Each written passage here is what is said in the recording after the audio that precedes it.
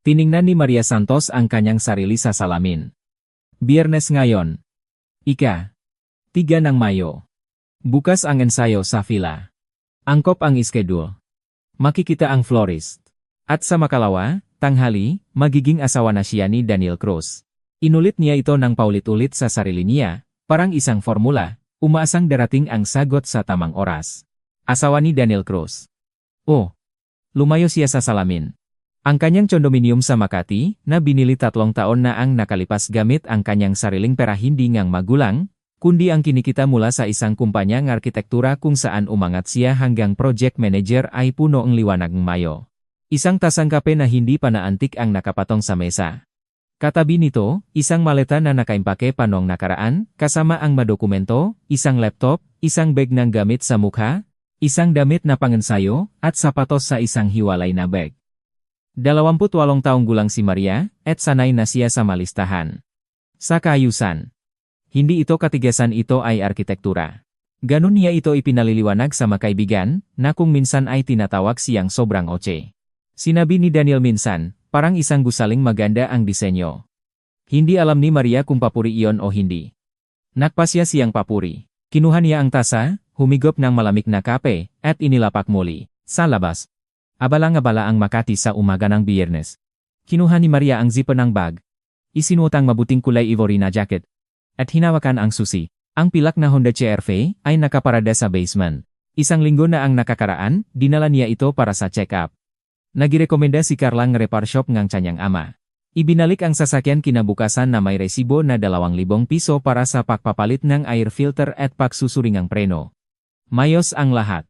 Si Carla Reyes, isang kaibigan mula pa sa kolehiyo, 8 taon nang makikilala, maid of honor. Halos lahat ay alam niya tungkol kay Maria.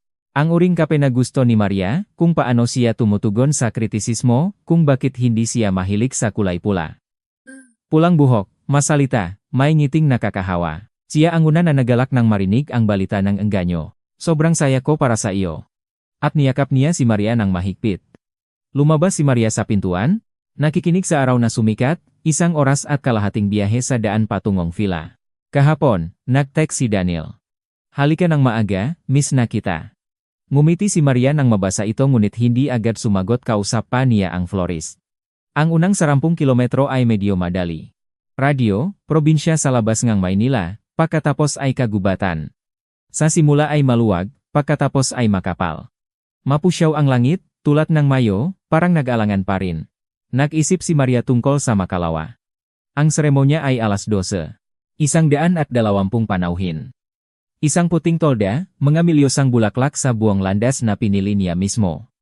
Ang wedding gown na may mahabang renda ay nakasabit sa fila. Lahat ay nakaplanong mabuti, ngunit may katanungang laging naroon. Ang daan sa labas ng lungsod ay halos walang sasakyan. Sa makabilang panig, makapal na kagubatan, puno ng niyog at mahogani. Ang daan ay nagtatago sa isang berdeng koridor. Pagkalipas ng 1 oras, nagsimulang kumilos ng kakaiba ang makina. Una, may banggaan. Pagkatapos ay nagbago ang tunog at may vibration. Nagpabagal si Maria. Tumakbo pa ang makina ng ilang segundo bago huminto. Sinubukan niyang i-restart ng ilang beses, ngunit umikot ang starter nang hindi nag-init ang makina. Kinuha niya ang telepono. Walang signal, kaya bumaba siya. Ang kagubatan ay tahimik at makapal. Walang sasakyan sa daan sa makabilang direksyon. Kumakanta ang mga ibon sa itaas ng puno. Mga tanghaling tapat na nun. Umikot si Maria sa paligid ng sasakyan. Buo pa ang mga gulong. Wala namang kakaiba sa ilalim. Hindi siya mekaniko, at ang pakiramdam ng kawalan ng magagawa habang tinitingnan ang talukap ng makina ay nakakainis. Kakaibang karanasan. Sinubukan niyang tumawak muli. Wala pa ring signal. Tumayo siya sa gilid ng daan, tinitingnan ang abuhing aspalto na nakaladlad hanggang sa kagubatan. Hindi ko matandaan kung gaano kalayo ang pinakamalapit na gasolinahan, siguro 5 kilometro, siguro 15. Pagkatapos, isang lumang malalim na kulay asul na Land Cruiser ang lumabas mula sa kurbada. Nagpabagal ito, tumigil sa harap, at bumagak ang pinto. Matangkat na lalaki. Tumawid siya sa daan ng walang madalian. Suot niya ang isang madilim na jacket na may mansa sa kanang manggas, maong at mabibigat na bota. Mukha siyang 32 hanggang 35 taong gulang. Bahagyang magulo ang kanyang itim na buhok.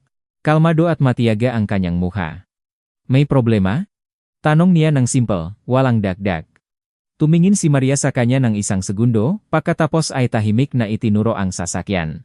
Tumango ang lalaki at lumapit sa hood. Buksan mo, sabi niya nang hindi lumingon. Binuksan niya ito. Yumuko ang lalaki sa makina, tumingin ng matagal at sistematiko sa isang bagay. Katahimikan. Nagtayo si Maria sa tabi at naghintay. Lumipas ang 1 minuto, pagkatapos ay 2.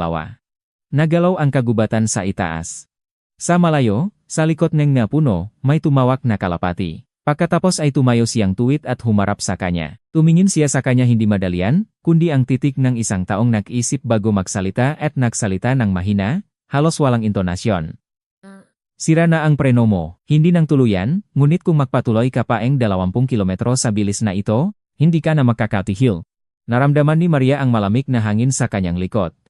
Hindi siya agad sumagot, nakatayo lamang siyang tinitingnan siya, at naramdaman niya na namumutla ang kanyang mukha. Sa ilang segundo, nakatayo lang si Maria dun na tinitingnan siya. Pagkatapos ay tiningnan niya ang hood, kung saan kamakailan ay nagpagawa gamit ang kanyang kamay, at pagkatapos ay tumingin ulit sa kanya. Biglang naging tahimik ang kanyang isipan sa isang kakaibang paraan, tulad ng pagkatapos ng isang suntok, nang hindi pa darating ang sakit ngunit alam ng katawan na may nabasag sa isang lugar. Sandali, sabi niya sa wakas.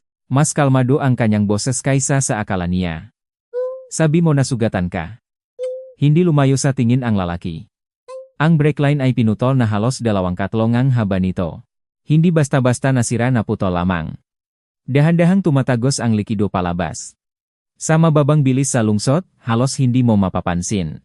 Sa highway, kapag nagpumilit ka nang bigla mula sa bilis na mahigit 70, lulubog ang pedal ng preno.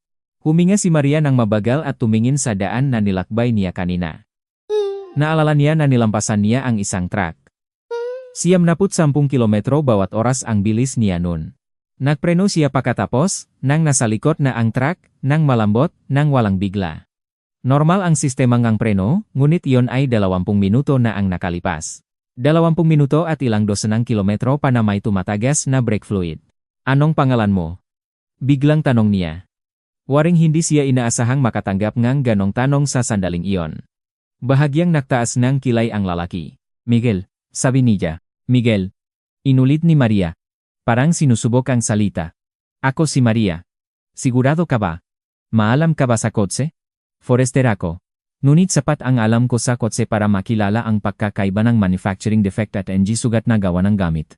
Tiningnan niya muli ang hood. Pagkatapos, nang walang salita, lumapit siya at tiningnan ang kinatitingnan niya. Siyempre, hindi niya eksaktong alam kung ano ang hahanapin. Tahimik na itinuro ang lalaki. Dito. Nakita ni Maria ang isang manipis na metal na tubo, na may maitim na likidong dumadaloy sa labas. Kahit siya ay makakita ng hiwa, tumayo siyang tuwid at humakbang paatras. Ang repair shop. 1 linggo na ang nakalipas, maliwanag na bumalik ang alaala parang litrato. Tumawag si Charla noong umaga ng Miyerkules. Maria, sabi ni tatay pwede mo nang dalhin ang kotse ngayon. Libre ang mekaniko. Nasa meeting si Maria kaya maikli ang sagot niya. Magpapadala na lang ako ng triwa. Ngunit abala ang driver. Kaya sa huli ay pumunta siya mismo pagkatapos ng tanghalian. Iniwan niya ang sasakyan, pumirma ng papeles at kinuha ito kinabukasan, Huwebes. Resibo. Pagpapalit nega air filter. Inspeksyon nega sistema nega preno. Mayos ang lahat, sabi ng mekaniko.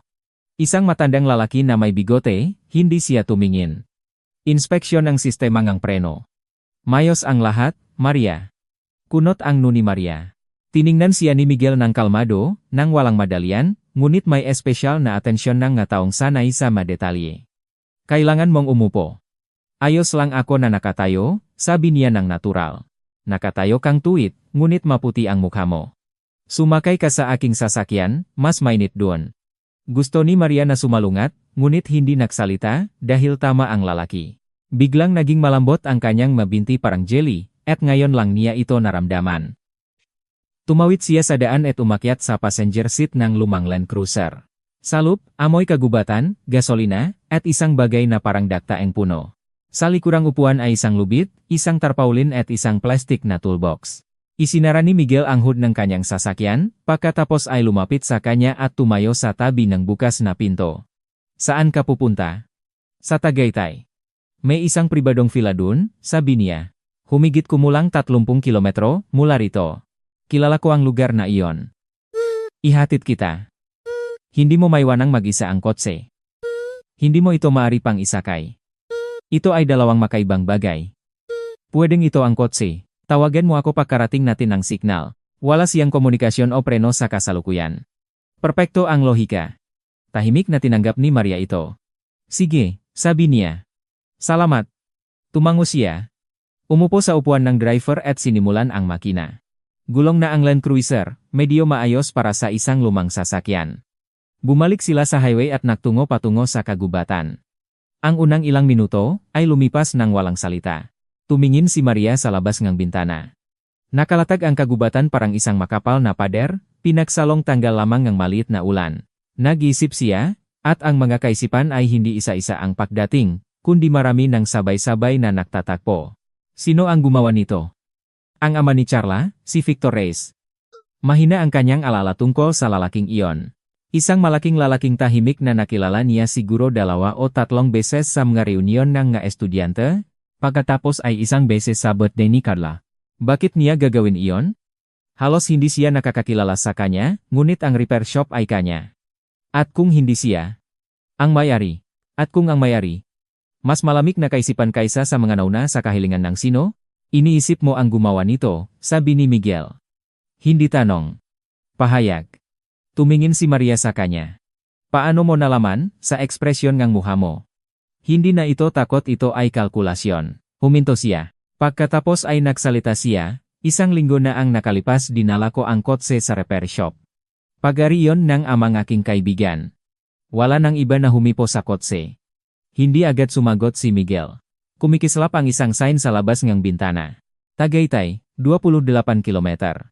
Ire-report ba niya sa pulis? Una. Kailangan ko na maunawaan kung ano ang nangyayari. Sabi ni Maria ng tahimik, halos sa sarili niya. Dahil kung hindi ito aksidente, sabi niya. Ang simpleng manufacturing failure ay makaiba ang hitsura. Metal fatigue. Korosyon, ibang larawan iyon. Dito, isang malinis na hiwa mula sa gamit. Sa loop ng kanyang isipan, alam niya na tama ang lalaki. At ang kaalaman na ito, na ngayon ay nailahat sa salita, ay gumawa sa lahat ng bagay na tunay na malinaw. Kinuha ni Maria ang kanyang telepono. Isang barngang signal lamang, pabago-bago. Sinubukan niyang tawagan si Daniel. Hindi na connect ang tawag. Sinubukan niyang mag-text. Nakatigil ang send icon. Isinukli niya ang telepono. Forest Ranger ka rito, sa lugar na ito? Tanong niya, upang hindi mapuno ng tahimikan ang sitwasyon. Ang ranger station ay 5 kilometro mula sa Tagaytay. Nagmamaneho ako sa paligid ng perimeter. Pauwi na, at madalas akong tumigil sa highway para sa mga pasahero. Bahagya siyang nakalinlangan. Kapag nakakita akong isang taong nag-isa, at natigil ang kotse, titigil ako. Patay na daan ito. Ang susunod na gasolinahan ay 17 kilometro mula rito. Naisip ni Maria na kung hindi siya tumigil, lalakat na sana siya sa matataas na takong, mabuting jacket, telepono na walang signal. O susubukan niyang i-restart ang kotse at magmaneho ng hindi nalalaman na sira na ang preno. Hanggang sa unang beses na nagpigil siya. Salamat, sabi niya ulit. Sa pagkakataong ito, hindi sa formalidad, kundi tapat. Tumango siya muli. Ang daan ay nagtatagos sa kagubatan, at sa katahimikang ito, sa banayad na ugoy ng lumang sasakyan, biglang naramdaman ni Maria ang isang kakaibang bagay. Hindi pangamba, kundi isang pakiramdam na malapit ang taong ito, at sa ilang kadahilanan mahalaga ito. Hindi dahil iniligtas niya siya, kahit totoong iyon, kundi simpleng dahil siya mismo siya.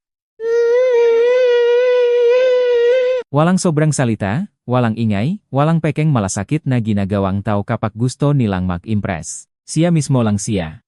At sapat na iyon. Sa labas ng bintana, bahagyang nagbukas ang kagubatan, at sa kanan, sa isang puwang sa pagitan ng puno, kumikislap ang isang maliit na lawa sa kagubatan, tahimik at madilim.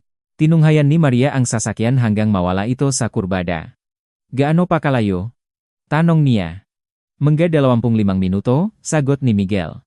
Tumango siya at bumalik sa pagtingin sa bintana. 25 minuto. Naisip niya na hindi mahabang akwat iyon, ngunit naramdaman niya na mali ang kanyang pag-iisip. Ang daan sa kagubatan ay hindi tuwid. Baluktot ito, sumusunod sa terrain, minsan umakyat sa mailis na mga burol.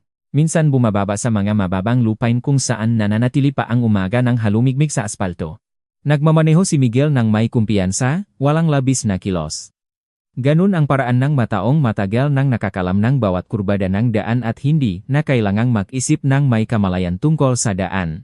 Usapin na lang itong ang pakiramdam ng katawan. Umupo si Maria ng tuwid, nakangkop ang makamay sa kanyang hita. Sa labas na parang kalmado, nagpatuloy siya sa pag-ayos ng lahat, gaya ng palagi niyang ginagawa kapag hindi nangyayari ang mga bagay ayon sa plano. Ang katotohanan. Kailangan lamang ng katotohanan. Unang katotohanan. Sinadyang sugatan ang brake oil pipe.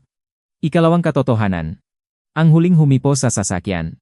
Isang mekaniko mula sa repair shop ni Victor Reyes. Ikatlong katotohanan. Si Victor Reyes. Ama ni Charla. Kaibigan. Maid of honor.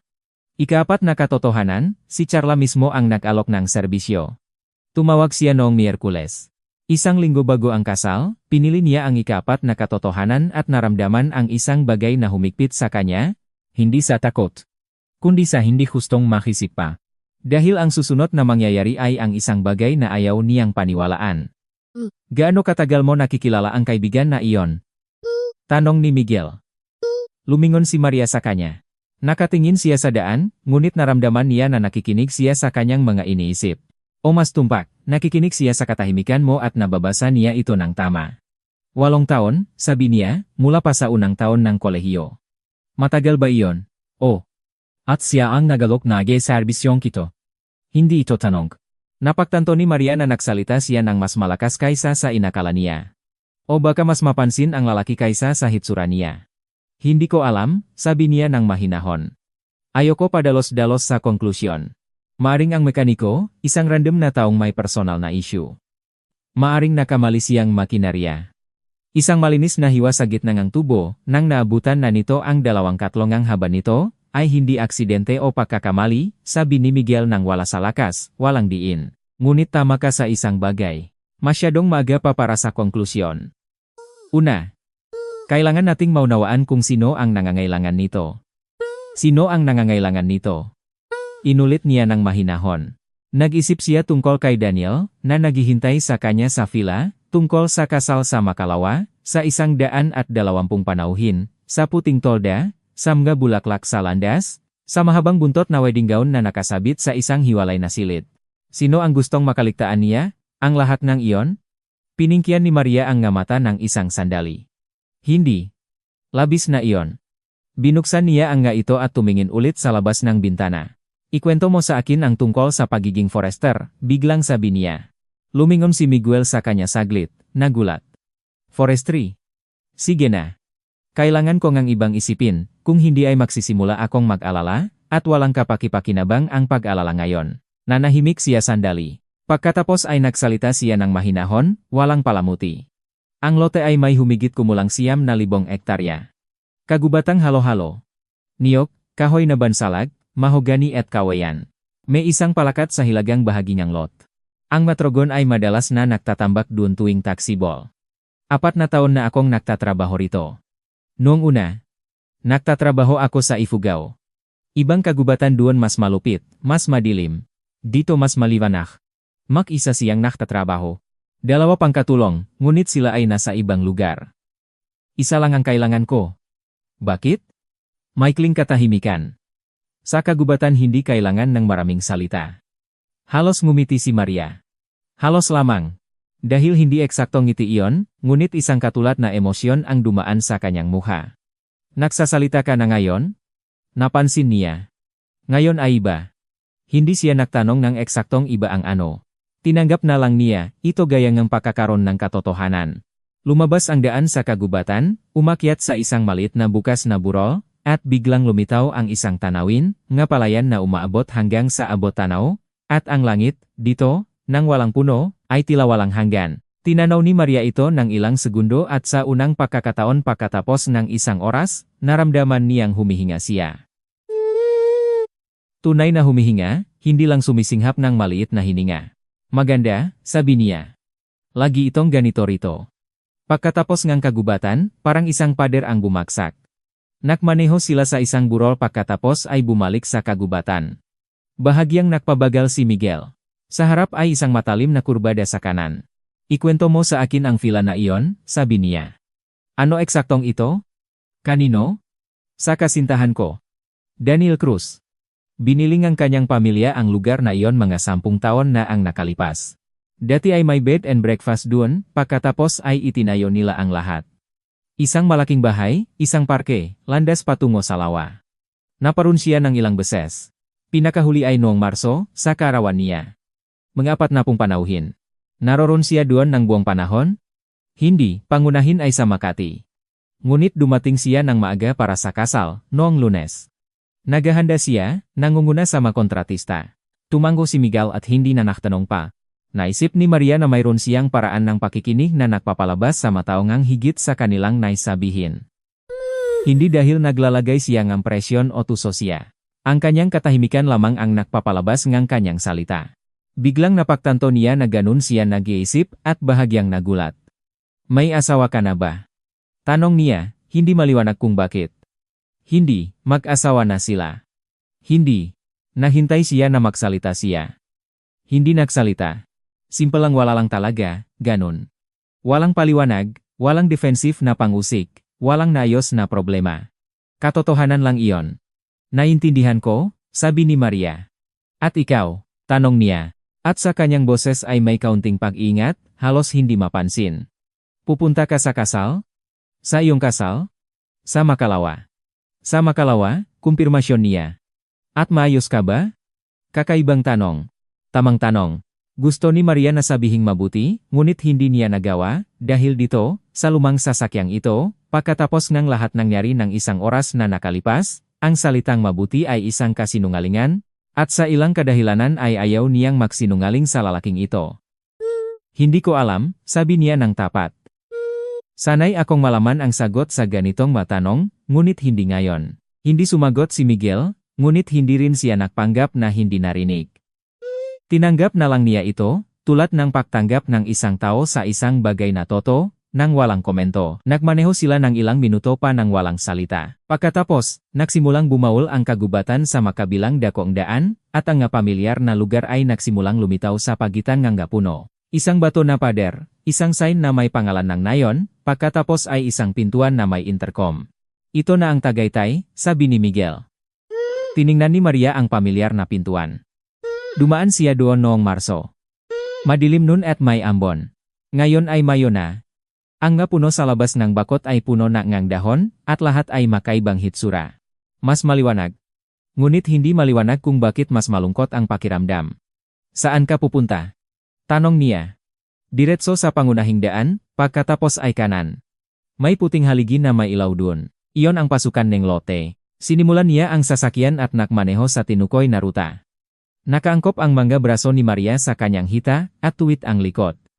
Arkitekto siya. Alam niya kung paano pumasok sa makumplikadong negosasyon na walang pagpapakita sa mukha. Iyon mismo ang kailangan niya ngayon. Lumitaw ang isang puting haligi sa kanan. Huminto si Miguel sa gilid ng daan. Ikaw na mula rito? Tanong niya. Ako na mula rito, sabi ni Maria, iniabot ang kamay sa hawakan ng pinto. Pagkatapos ay huminto siya at lumingon sa kanya. Miguel, totoo ang aking sinasabi. Salamat sa iyo. Kung wala ka, hindi sana ganito ang naging mangyari, sabi niya ng maikli. Tumango siya, bumaba sa sasakyan at isinara ang pinto. Nakatayo siya dun sandali, nakikinig sa tunog ng Land Cruiser na umikot at nagmaneho pabalik sa gravel na daan. Pagkatapos ay higpitang hinawakan ang kanyang bag at naglakat patungo sa pintuan ng fila. Nahintay si Daniel sa bintana ng bahay. Nakatayo, si Daniel Cruz doon sa isang manipis na linen na polo, nakaupang ang manggas, ngumingiti ng maluwag at bukas. May nagpapahayag na kasiyahang, palagi pa ring itinuturing ni Maria na isa sa kanyang pinakamagandang katangian. Matangkat siya, matitim ang buhok, may mga mata na laging mukhang nagtatago ang isang sorpresa. 34 na taong gulang si Daniel. Koonan ng isang real estate development company. Naglaro ng tennis tuwing weekend. May mabuting panlasa sa damit at pagkain. Alam ni Daniel kung paano mag-impress, tunay na mag-impress at hindi lamang basta pumasok sa silid. Ngayon, Tumakbo siya pababangangan para salubungin siya, binuka ang kanyang nga braso. Maria, maga ka pa. Hindi ko inakala. Niyakap niya siya ng mahigpit, pagkatapos ay binitawan, hawak ang kanyang nga balikat, tumingin sa kanya ng may halong pagmamahal at pagmamayari na dating ginagap ni Maria na pagmamahal. Maganda ka. Kamusta ang biyahe? Mayos, sabi niya. Isang salita lamang, wala sa lakas. Nagpasya na siya sa pintuan na hindi sasabihin sa kanya ang tungkol sa preno sa ngayon. Hindi dahil nagtatago siya, kundi dahil gusto muna niyang makisip, makmasid, upang mahanap ang posisyon ng sasakyan. Lumingon si Daniel sa kanya patungo sa walang sasakyang daan. Nasira ito sa highway, patay ang makina. May naghatid sa akin. Sino ang naghatid sa iyo? Bahagyang nagbago ang tono ng boses niya. Sa isang sandali lamang. Nakilala at naalala iyon ni Maria. Isang estranyo, isang forest ranger mula sa lokal na ranger station. Tumigil siya at tumulong. Kunot ang nuni Daniel. Mukhang mawain. Sige. Mabuti. Maswerte na may tao sa paligid. Tatawagan niya ang tow truck. Walang signal. Tatawagin ko mula rito. Siyempre, handa na tayong ayusin ang lahat. Kinuha niya ang bag niya, at hawak ang pinto. Halika na, pagod ka na siguro. Sasabihin ko kay Ligaya na maghanda ang tanghalian. Pumasok si Maria sa villa. Naparito na siya ng ilang beses, at sa bawat pagkakataon, ang lugar ay nagiwan ng impresyon. Hindi nakakamangha, ngunit nagbibigay ngang pakiramdam ng sukat. Isang dalawang palapak na tahanan na gawa sa maliwanag na bato, mataas na kisame, malalaking bintana na nakatingin sa hardin. Sa lobby, may mga sariwang bulaklak sa mataas na florera, maliwanag na kahoy na sahig, hagdan na may bakal na barandilya. Lahat ay mahal, lahat ay napakaganda. Alam ni Daniel kung paano idisenyo ang espasyo. Tinanggap niya iyon. Kamusta ang nga paghahanda? Tanong ni Maria habang papasok sa sala. Maganda.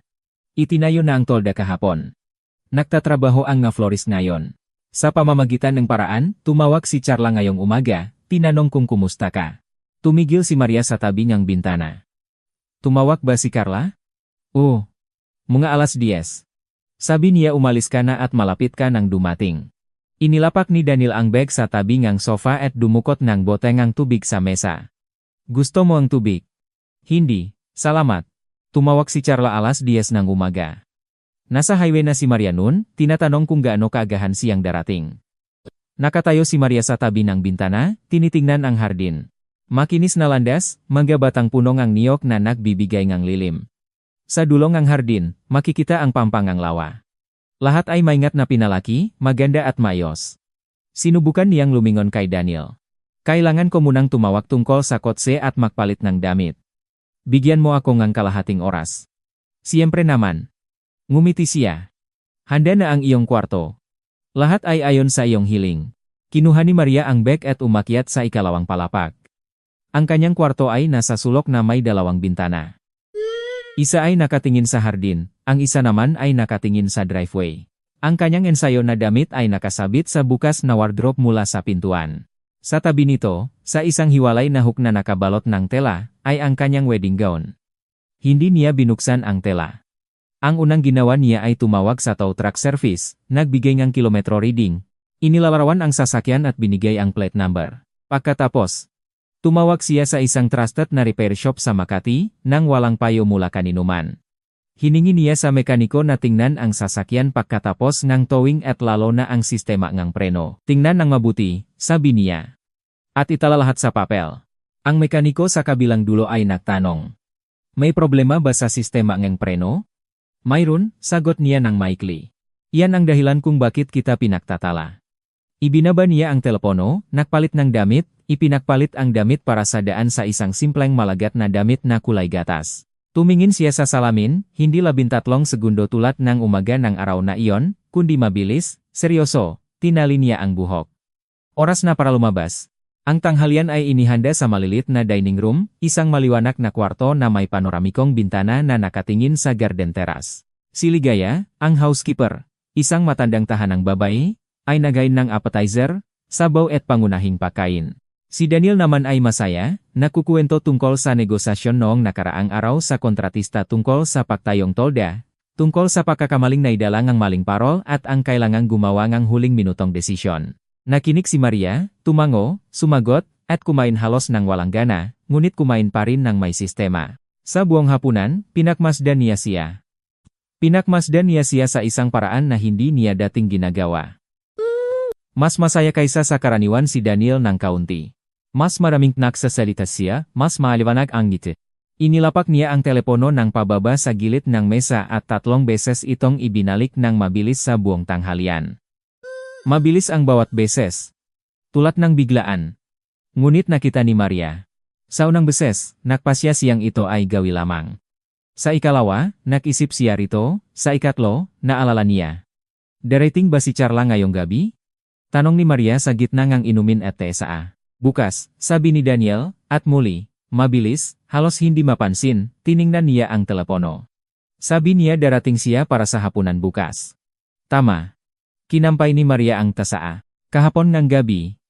Nag-text si Carla sa kanya. Maaga akong darating bukas, gusto ko puntahan ang tindahan ng bulaklak. Maaga pa rin, hindi pa tanghali.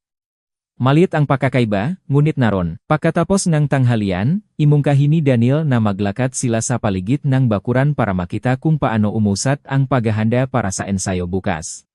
Pumayag si Maria. Lumabas sila sa teres papasok sa hardin at pumunta sa tolda, isang napakalaking puting tolda, na ang wamesa ay nakayos na sa loob. Ang maflorista ay nagtatrabaho sa malayo, naglalagay ng maputing bulaklak sa mga florera. Lahat ay mukhang ayon sa kanyang plano.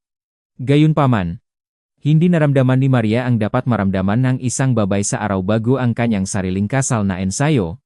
Nakatayo siya sa gitna ng tolda, tinitingnan ang nahilera ng upuan na nakabalot ng puting tela, tinitingnan ang landas na puno ng talat na petalo na nagsisimula pa lamang nilang ilatag. At sa loob niya, katahimikan. Kaliwat kanan. Katahimikan na kakaiba. Napakaliit ng pakakaiba, ngunit naramdaman niya ito. Maganda, hindi ba? Hinawakan ni Daniel ang kanyang kamay. Maganda, sangayon niya. Inangat niya ang kanyang kamay sa kanyang labi, hinalikan ito, tumingin sa kanya, at may isang bagay sa kanyang nga mata na hindi agad maintindihan ni Maria. Hindi pagmamahal. Ni hindi pagkabagabag, kundi isang bagay sa pagitan, halo-halo, mahirap unawain. Mukha kang iba ngayon, sabi niya. Pagod sa bayahe, sagot niya. Tumango siya at hindi na nagtanong pa. Nang gabing iyon, nang bumaba si Daniel sa opisina, lumabas ang ilang tawag sa kanyang workphone ng ilang sandali. Naiwan si Maria nang mag-isa sa sala. Umupo siya sa sofa na may librong hindi niya nabasa. Sa buksan na bintana, ang hapon na hangin ay nagdadala ngamoy ngang bagong pinutol na damo. Ang personal na telepono ni Daniel ay nasa mesa sa tabi. Nakalimutan niya ito nang umalis.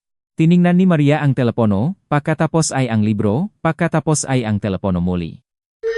Wala siyang balak na pakinggan ito. Laban ito sa kanyang prinsipyo. Hindi pa niya nasuri ang telepono ng ibang tao. Naniniwala siyang nagpapababa ito sa dignidad ng makabilang panik. Kahit kailan. Sa 3 taon nilang kasama ni Daniel. Kahit isang beses, ngunit ngayon ay hindi isang ordinaryong araw. Pakinggan niya ang telepono. Alam niya ang pattern. Minsang pinakita ito ni Daniel mismo sa kanya, 1 taon na ang nakalipas, at sinabing, wala akong tinatago sa iyo. 4 na numero. Bumukas ang screen. Binuksan ni Maria ang library ng litrato at biglang naramdaman parang lumindol ang lupa sa ilalim niya. Ang malitrato ay kinuha kahapon. Nung Mayo 2, habang nag-impake si Maria ng maleta sa Makati at nakikipag-usap sa florist sa telepono, dito, sa fila na ito ang nangyari. Dahan-dahan niyang tiningnan ang mga litrato. Hindi dahil gusto niyang makakita pa, kundi dahil hindi kayang iproseso ang kanyang utak ang impormasyon ng mabilis. Parang talagang nagsisikap itong makahanap ng ibang paliwanag para sa nakikita ng kanyang nga mata, ngunit wala itong nakita. Si Carla, pulang buhok na nakakalat sa puting unan. Iyon mismo na unan. Nakilala ni Maria ang unan na may dini sa silid tulugan ni Daniel sa ikalawang palapak. Nakatingin si Carla sa kamera at ngumingiti. Natural na ngiti, punong kumpiyansa. Iyon ang ngiti ng gataong parang nasa sarili nilang tahanan. 18 litrato. Tiningnan lahat ni Maria, ilok ang telepono at inilapak ito sa mesa, tulad ngang dati. Tumayo siya at lumakat sa bintana. Sa labas ay isang hardin. Maka puno ngang niyog sa landas, puting tolda sa malayo, ang liwanag ng huling Mayo, pahilik at mainit, kumalat sa lahat ng dako. Maganda, maganda pa rin. Ang labas ng mundo ay ganap na hindi tumugon sa kung ano ang kararating pa lamang sa loob. Nakatayo si Maria sa tabi ng bintana at huminga ng pantay-pantay. Sa isang sistematikong paraan. Huminga ng 4 na segundo. Huminga palabas ng 4 na segundo. Natuto siya nito matagal na ang nakalipas, noong kolehiyo, habang nahanda para sa mga mahirap na thesis defense. Ang katawan ay mapupunan ng kumpiyansa. Makikinig ang katawan kung kakausapin mo ito ng mahinahon. Nakisip siya. Tumawag si Carla kay Daniel ngayong umaga alas 10, tinanong kung kumusta si Maria. Narito si Carla kahapon. Ino-offer ni Carla ang repair shop ng kanyang ama. Alam ni Carla ang ruta na sasakay si Maria. Pinag-usapan nila ito noong Sabado ng nakaraang linggo nang makita sila sa isang cafe. Tanong ni Carla, mag-isa ka ba o may driver? Sagot ni Maria, mag-isa, gusto kong mag-drive. Ngayon ay malinaw na ang lahat. Ayaw ni Maria na makmadali sa konklusyon. Palagi niyang sinasabi ito sa sarili niya, at ngayon ay inulit niya ito. Ngunit ang pahayag ay masyadong malinaw upang balewalain. Hindi siya umiyak. Nagulat siya dito. Malalim sa loob niya, naramdaman niya ang hapdi. Mababaw na sakit, tulad ng kapag ang suntok ay hindi tumatama sa tamang lugar kundi simpleng dumadagan sa isang bagay. 3 taon. 3 taon ang ginugol niya sa pagtatayong bagay na ito. Hindi lamang ang relasyon kay Daniel, kundi ang buong istruktura. Magkaraniwang plano, magkakasunduan, isang hinaharap na tila matibay dahil maingat itong pinag-isipan. At si Carla ay naroon sa lahat ng oras na iyon, alam ang lahat, nagpapayo, sumusuporta, tumatawa, nagyayakap. Natutuwa ako para sa iyo, Marie. Lumingon si Maria mula sa bintana. Ang boses ni Daniel ay nagmumula sa opisina sa ibaba. Kausap siya sa work phone. Seryoso ang tono, maging mahigpit. Hindi siya nagmamadali. Kinuha niya ang isang manipis na jacket sa kwarto at lumabas sa side door papunta sa hardin. Kailangan niya ngang sariwang hangin. Kailangan niya nga espasyo na malayo kay Daniel, sa kanyang villa, sa puting tolda at sa unan na may dini. Lumakat siya sa isang maliit na landas sa tabi, hindi patungo sa tolda, kundi sa kabaliktarang direksyon, patungo sa dulong hardin, kung saan ang nga punong niyok ay nagbibigay daan sa mas matandang puno, at ang bakot ng puno ay naglalagay malapit sa gilid ng kagubatan. Tahimik doon. Lumakat si Maria ng dahan-dahan, nakasuot ng kamay sa bulsang ngaket. Hindi siya nag-isip sa pamamagitan nga imahe, numero o istruktura. Iyon ang kanyang depensa, ang paraan niya para mapanatili ang sarili niya kapag ang lahat sa paligid niya ay mukhang nawawalan ng kahulugan. Kaya. Ito ang katotohanan. Una, nanlalandi si Daniel kay Carla, hindi ito hula. Nakita na niya ang ebidensya. 18 litrato, kinuha kahapon, sa kanyang silid tulugan. Pangalawa, sinadyang sinira ang sistema ng preno ng kanyang kotse sa service center na pag-aringa ni Carla. Pangatlo, alam ni Carla ang ruta at alam niyang mag-isa si Maria sa pagmamaneho. Pangapat, kung si Miguel ay hindi tumigil, kung hindi patay ang makina bago niya napakatasan ng bilis sa maliwanag na bahagingan daan, ngayon ay naunawaan niya ng malinaw ang mangyayari sa unang bigo ang emergency braking. Tumigil si Maria sa tabi ang isang matandang puno ang niyok sa gilid ang landas, sumuporta sa puno at inibayat ang kanyang ulo pabalik. Ang langit sa pamamagitan ng gadahon ay malinaw, maliwanag tulad ng Mayo, walang hanggan. Sino ang nagutos na patayin ang preno? Si Carla o ang kanyang ama ay kumikilos ng mag-isa? Alam ba ni Daniel, nais ba niyang mapalampas ni Maria ang biyahe, o ginagamit lamang niya ang kanyang kawalan nang hindi alam ang kahihinatnan? Ang tanong na ito ay nananatiling walang sagot. At tapat na tinanggap ni Maria ito, nang hindi sinisikap na punan ang manggapuang ng maginhawang palagay. Ngunit may isang bagay na sigurado siya. Walang kasal. Ang desisyon na ito ay hindi isang sandaling emosyon, kundi isang konklusyon. Mahinahon. Tiyak. Nang walang pagdurusa. Tulad ng pagsasarangang isang proyektong hindi inaprubahan. Nanatili siya sa tabingang puno ng kaunti pa. Pagkatapos ay narinig niya ang isang tunog, pantay, mabigat, nagmumula-mula sa labas ng bakot. Mula sa direksyon ng kagubatan, isang banggaan ng kahoy sa kahoy, pagkatapos ay isang malalim na lagapak. Pagkatapos, may pumuto ang kahoy. Hindi agad naunawaan ni Maria kung bakit siya naglakad sa direksyong iyon. Simpleng lumakad siya kasunod ng bakot, hanggang sa lugar kung saan may maliit na puwang sa pagitan ng ngalumang plank. Lumapit siya sa puwang at tumingin sa loob. Sa isang maliit na bukas na lugar sa likod ng bakot, naroon ang isang lumang malalim na kulay asul na Land Cruiser, makikilala niya ito kahit saan. Sa tabi nito ay isang putol na kahoy. At nakaupo po si Miguel doon. Nagtatrabaho siya ng walang jacket, nagsuot lamang ng madilim na polo, ng maingat at walang madalian.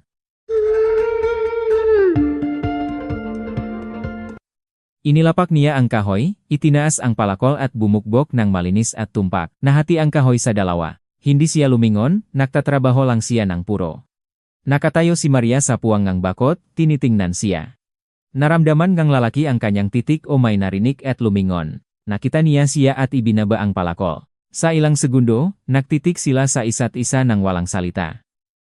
Pagkatapos, bahagyang tumango siya, tulad noong sa highway.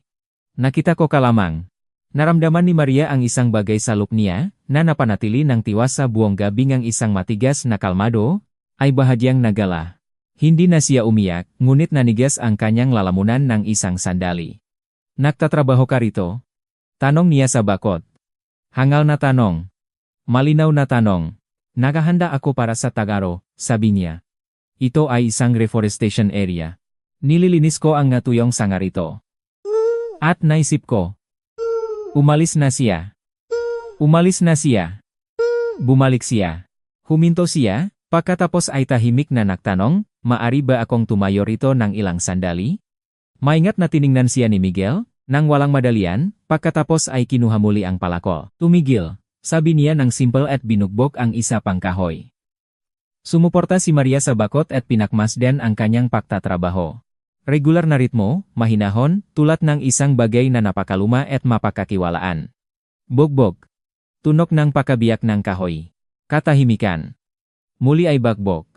Hindi siya nag-isip tungkol kay Daniel, o kay Charla, o sa ensayo bukas na hindi na mangyayari. Nakatayo lang siya doon, humihinga, nakikinig. At sa unang pagkakataon sa napakaabalang araw na iyon, hindi na siya natatakot. Nagtatrabaho si Miguel, at nakatayo si Maria doon. Mga 10 minuto ang lumipas bago niya isinayos ang mga tinatat na kahoy sa isang maayos na linya kasunod ng matandang puno, itinaim ang palakol sa isang kahoy, at kinuha ang maliit na boteeng tubig mula sa bubong ng jeep. Uminom siya ng ilang higop at tumingin sa kanya. Ano ang nangyari? Tanong niya. Kumusta ka? Hindi mayos ang lahat. At ganun nga. Parang alam na niya na may hindi tama at naniniwala siyang hindi na kailangang magpanggap na hindi alam. Nahintay si Maria ng kaunti, pagkatapos ay nagsalita, nakita ko ang litratong aking kaibigan sa telepono ng aking kasintahan. Mga pribadong litrato, kinuha kagabi. Hindi nagulat si Miguel, ni hindi nagpahayag ng simpatya, tinitingnan lang niya siya ng maingat at nahihintay. Ang kaibigan ding iyon, dagdag ni Maria, ang ama niya ang may-ari ng repair shop. Sinabing malakas. At ngayon lamang, nang lumabas ang masalitang iyon at nakabitin sa hangin sa pagitan ng dalawa, naramdaman niya ang bigat nito. Hindi tulad ng isang insulto, kundi tulad ng isang istruktura na ginugol niya ngang 8 taon sa pagtatayo at ngayon ay kararating lang mula sa wala. Ibinaba ni Miguel ang bote. Naintindihan mo ang lahat ng ibig sabihin nito? Sabi niya. Hindi na tanong. Naintindihan ko, sagot ni Maria. Sumuporta siya sa jeep, nakaangkop ang mga braso at tiningnan siya ng walang habag, at tama iyon. Ang habag sa sandaling ito ay hindi matitiisin. Kwentuhan mo ako tungkol sa kanya, sabi ni Miguel. Tungkol sa iyong kaibigan? Bakit? Dahil alam mo siya sa isang paraan sa loob ng 8 taon at ngayon ay natuklasan mo siya sa ibang paraan. Hindi ako makapaniwala kaagad. Kung sasabihin mo sa akin, mas madali akong maniwala. Nag-isip si Maria ng kaunti. Pagkatapos ay nagsalita si Charla Reyes. Nakita kami noong unang taon sa Arkitektura School. Hindi siya natapos ng pag-aral, umalis pagkatapos ng 3 taon at lumipat sa interior design. Hindi kami nawalan ng komunikasyon. Malusok siya at madaling lapitan. Alam niya kung paano gawing selebrasyon ang anumang maliit na bagay. Kapag nalulungkot ako, magpapakita siya ng walang abiso, dala ang pagkain at isang mangmang na pelikula. Akala ko alam ko na siya. Noong una siyang nakilala ng aking kasintahan, si Maria ay bahagyang nag-alinlangan sa isang handaan ngang karawan ko ng 1 taon at kalahati na ang nakalipas. Ako ang nagpakilala sa kanila. Nagsalita siya ng mahinahon, ngunit ang pahinto bago ang salita ay nagpakita ng pagsisikap na ginawa niya. Sinabi ni Daniel noon na masaya siya. Oh. Masaya. At pagkatapos ay nakita sila sa mga paktitipong grupo. Bagong taon. Ilang handaan. Hindi ko pansin ang anumang bagay, o ayaw kong pansin. Umiling si Maria. Pangalawa, magaling ako sa hindi pagpansin sa mabagay na hindi akma sa plano. Naghintay si Miguel ng kaunti, pagkatapos ay nagtanong, maingat na itanong, ngunit tunay ba talaga ang iyong pagmamahal sa kanya? Hindi agad sumagot si Maria. Tiningnan niya ang ngapuno sa malayo, halos nakatayo ng mag-isa tulad ng isang makapal na pader, at higit pa, makikita ang lalim ng kagubatan, iyon ding kagubatan na umaabot ng 9,000 hektarya. Akala ko mahal ko siya, sabi niya sa wakas. Ngunit nang nakatayo ako sa tolda kanina at tinitingnan ang lahat ng iyon mga upuan, ang landas na puno ngang talat na patalo wala akong naramdaman. At bago ko pa kinuha ang kanyang telepono. Kaya ang sagot ay naroon na. Naroon na ang sagot, inulit niya ng mahinahon. Hindi lang ako nakikinig.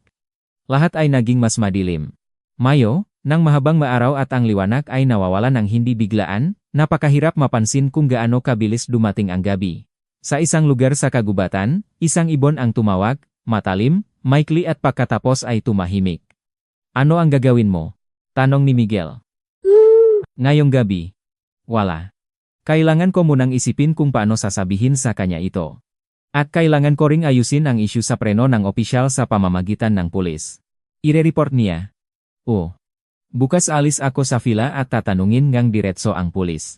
Mayroon na akong ulat mula sa service department. Hiniling ko na sa aking mekaniko na itala ang lahat sa papel. Sapat na iyon sa ngayon. Tumango si Miguel. Namutang ang pagpapabaya ang kanyang mata, tahimik, walang labis na salita, ngunit nakilala niya ito. Natatakot ka ba? Tanong niya. Eksaktong natatakot sa ano kapag nanatili dito may magdamag sa isang bahay kasama ang isang taong hindi mo pa sinabi ang lahat? Isang taong maring nakakaalam na, ipinagpatuloy niya. Nag-isip na ako tungkol doon.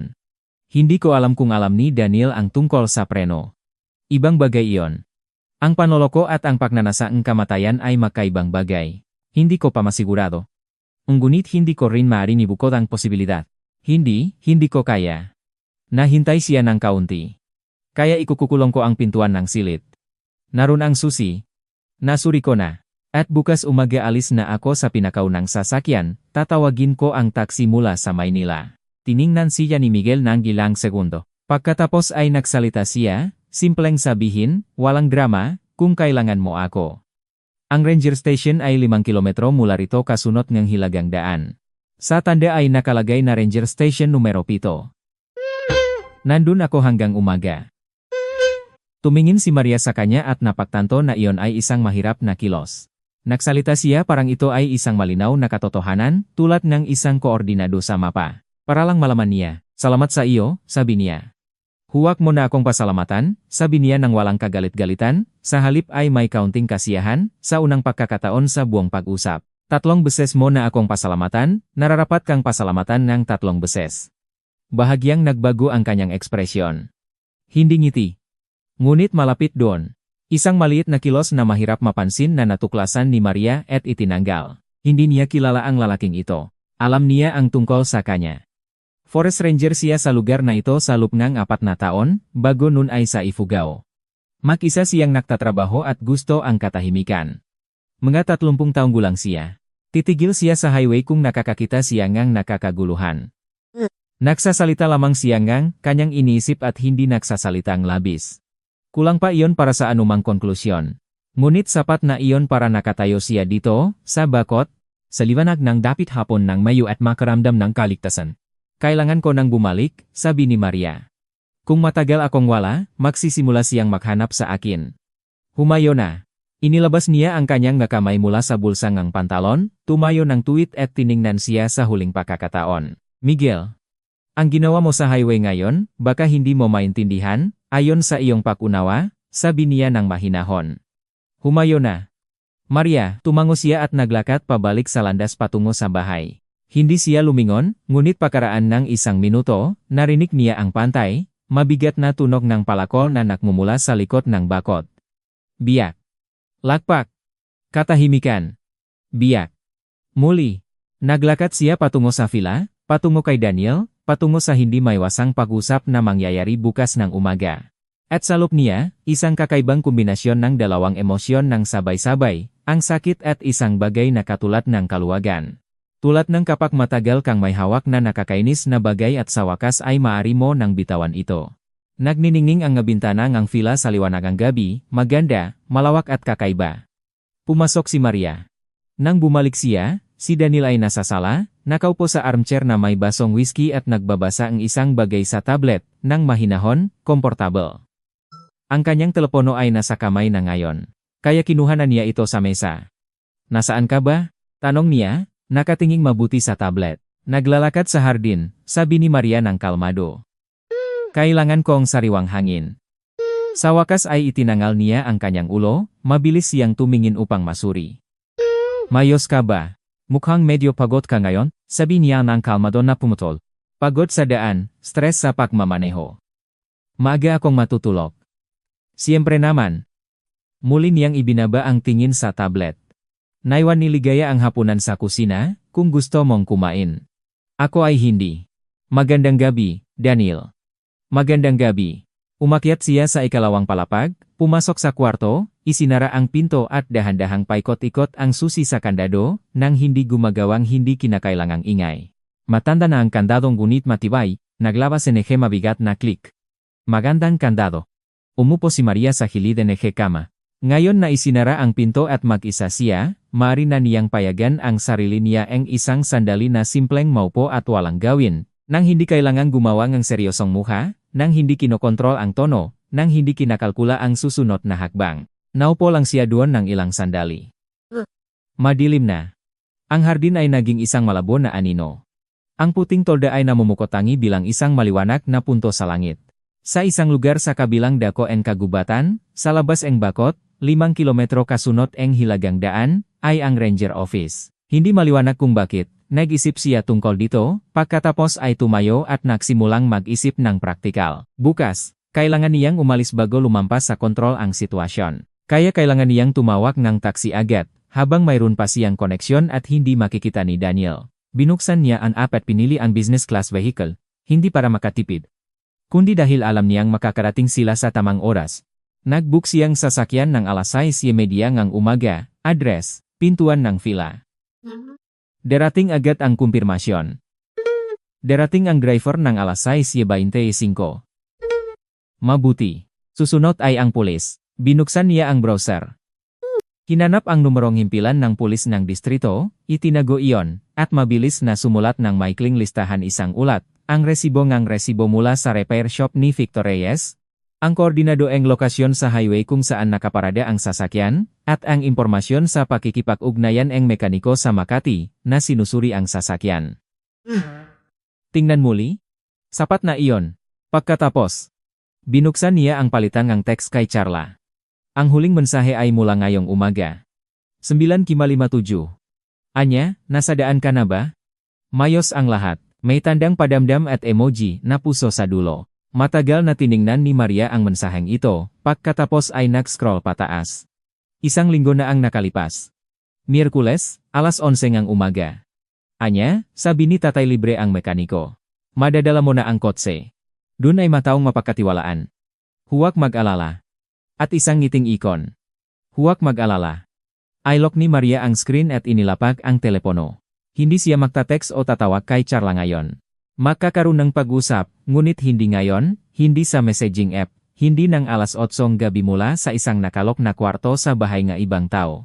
Ang pag-usap na ito ay kailangang maging iba personal, mahinahon, na may mga salitang hindi pa niya pinili ngunit tiyak na pipiliin, tumpak at matatag.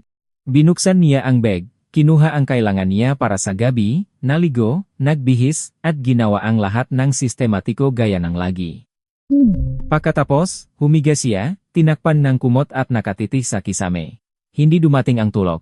Nahiga siya doon at nag-isip, hindi nang magulo, kundi may istruktura, inayos ang magkaganapan sa pagkakasunod-sunod ng oras. 1 taon at kalahati na ang nakalipas, una silang nakita ni Daniel at ni Carly sa handaan ng karawan niya. Pagkatapos ay mga karaniwang pagtitipon. Hindi niya binibilang ang mga ito, ni hindi niya binibigyan ng halaga ang mga ito. Kailan eksaktong nagsimula ang isang bagay sa pagitan nila? 1 buwan na ang nakalipas. 6 na buwan. 1 taon. Hindi iyon mahalaga para sa desisyon, ngunit mahalaga upang maunawaan ng eksakto kung kailan ang katotohanan kanyang pinamumuhayan ay naging background. Mga alas 11 ang gabi. Narinig niya ang ngayapak sa hagdan. Dahan-dahing mayapak na huminto sa harap ng kanyang pintuan. Isang pahinto. 5 segundo, wala nang higit. Pagkatapos ang mayapak ay nagpatuloy patungo sa silid tulugan ni Daniel. Nagon siya nga ilaw. Katahimikan. Nanatiling hindi gumagalaw si Maria. Hindi niya alam kung ano ang iniisip niya. Hindi niya alam kung ano ang alam niya. Marahil ay wala siyang alam. Marahil alam niya ang lahat. Marahil tumigil siya sa harap ng pintuan niya dahil gusto niyang makpaalam at hindi naknok, nag-aakala na natutulog na siya. Marahil ibang bagay. Hindi na niya ito pinagpatuloy. Mga hating gabi, sa wakas ay nakatulog siya. Alas 5:30, nagising siya nang walang alarma. Maliwanag na. Isang umaga sa simula ng Mayo. Alas 5:30 na, ang langit sa itaas ng kagubatan ay pinintahan ng mahinang gintong kulay. Nagising si Maria, nagugas ng muka sa malamig na tubig at nagbihis ng damit na isinuot niya nang dumating. At hindi ang damit na inihanda niya para sa ensayo. Komportableng maong, puting polo at ivory na jacket. Inayos niya ang maleta ng maayos, lahat ay nasa tamang lugar. Sinisigurado niya na walang naiwang kahit ano. Ang wedding gown, nakabag pa rin, ay nakasabit sa hook. Matagal na tiningnan ni Maria ito. Pagkatapos ay kinuha ang kanyang telepono at nag-text sa florist. Kinansela ang order para sa makalawa.